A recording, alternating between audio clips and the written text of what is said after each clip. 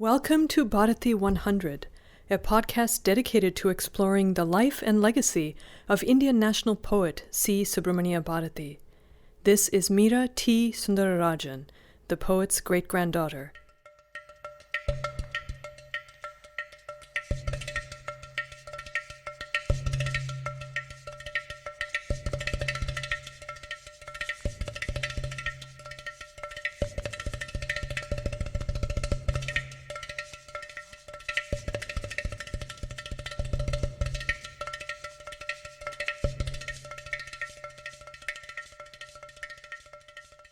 An important Indian festival is being celebrated this week.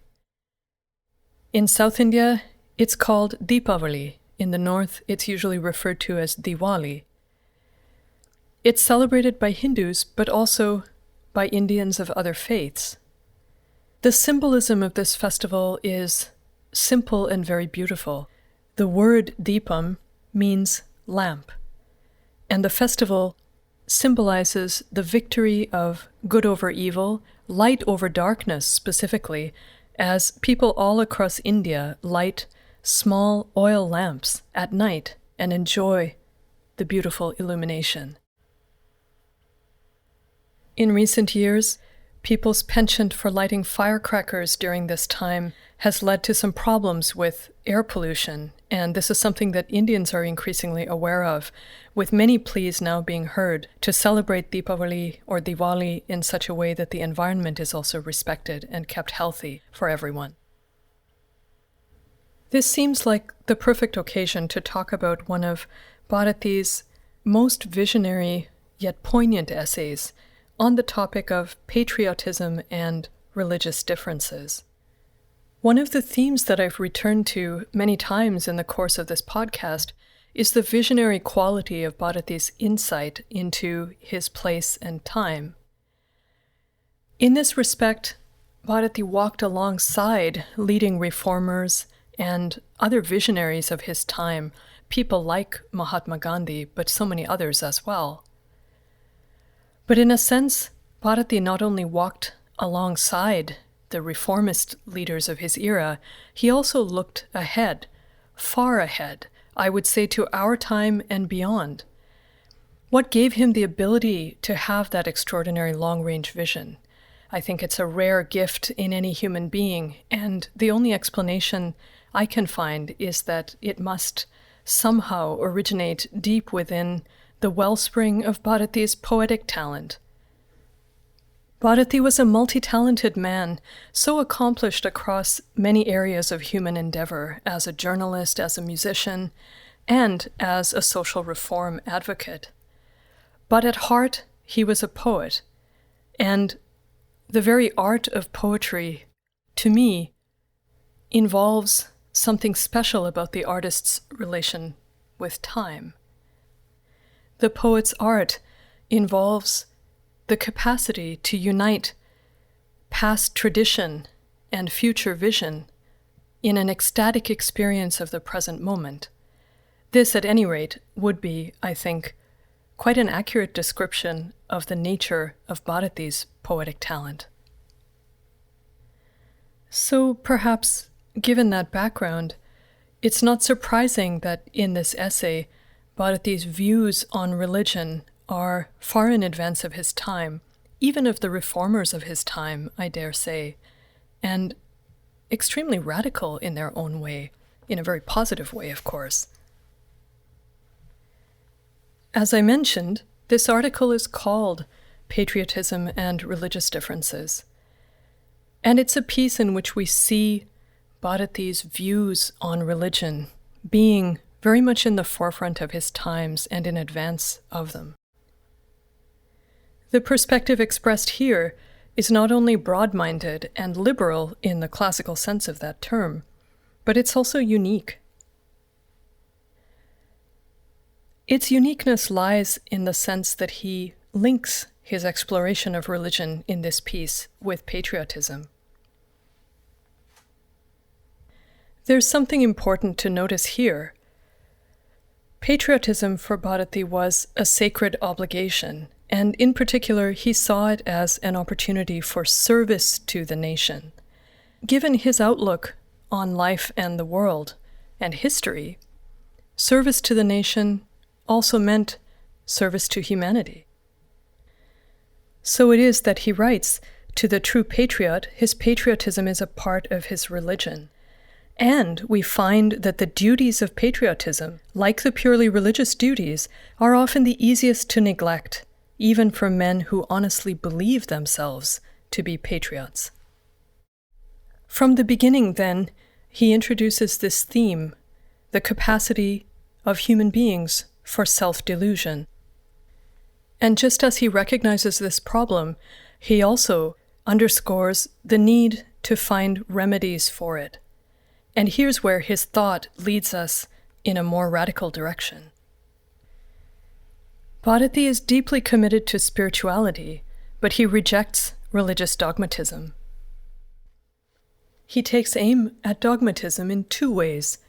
First, by looking at it from within the practice of his own religion, the Hindu religion, and considering the ways in which dogmatism impedes the development of spirituality within that religious tradition which he knows so well. Secondly, he looks at the problem across a diversity of religions and considers what is to him the extreme importance of diversity in religious belief. I suppose we could talk about tolerance, about Bharati's tolerance. But I don't think that word really does justice to what he thought. I think it's a strange word in many ways, tolerance. And sure enough, if we look back at the origins of the word and investigate a little bit of the etymology, we can see that the connotations that are built into it are ambiguous. The idea of forbearance, of enduring, of putting up with hardships. These are the connotations, some of the layers of meaning that are brought together to build the modern word that we use, tolerance, in a more positive sense, in the religious context notably, where it serves to remind us of the need to accept other systems of belief and the coexistence of varying systems of belief in our world. I'm always fascinated by etymology. Bharati was fascinated by it too. In fact, one of the essays in this book is a wonderful piece called The Occult Element in Tamil Speech. And what he means by occultism in this context is the underlying etymology of words in a cultural and spiritual sense, which is how he derives that etymology, not just linguistically. I look forward to sharing some thoughts on that essay further on in this podcast. I don't know how far we can trust etymology to inform us about the current meaning of a word, and I imagine this is an area of discussion and perhaps debate for specialists, for linguists. But as a person interested in writing and literature, I always have a sense or an intuition that etymology must help to build up the sense that we have of words, so what they mean and also what they signify, their taste, their perfume, their appeal. In any event, it's clear to me that the word tolerance doesn't really do justice to Bharati's views on issues like religious diversity. He doesn't just accept or bear with or treat with forbearance the fact that other people in the world adhere to different religions and systems of belief than himself. His attitude is totally different from that kind of approach. Instead, he welcomes diversity of religious belief. He celebrates it, and he looks upon it as something quite necessary, both for individual well-being and for the well-being of the world. In fact, what comes across so strongly in this essay by Bharati on religious diversity, I think, is his incredibly strong commitment to individualism. Moreover, he sees individualism as a fundamental complement to a healthy social attitude.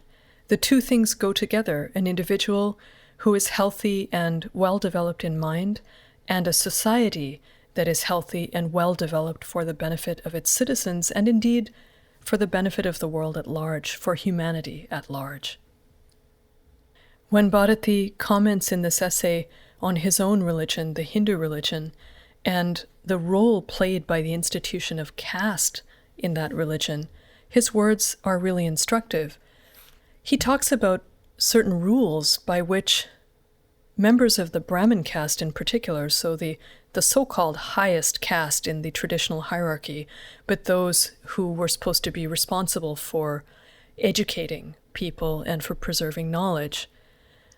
Back in the days when these rules were practiced actively, members of the Brahmin caste were not supposed to travel overseas, and in particular their rules regarding the consumption of food were rather strict, not an unusual thing at all among different religions of the world.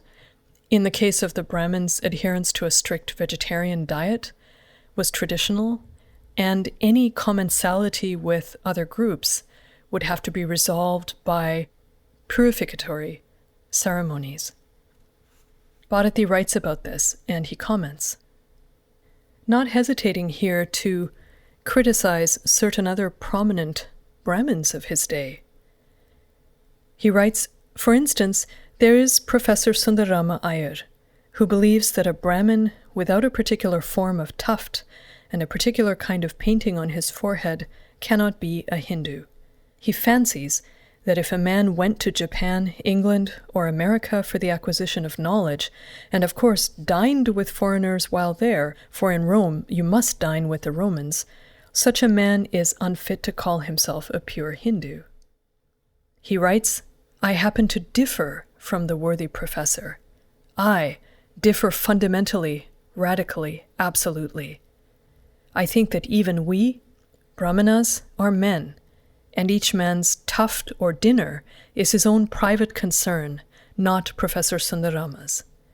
And when Bharati refers to tuft there, he's talking about the traditional hairstyle of Brahmin men, which involved tying the hair up in a sort of a ponytail or a bun, which was typically referred to as a tuft.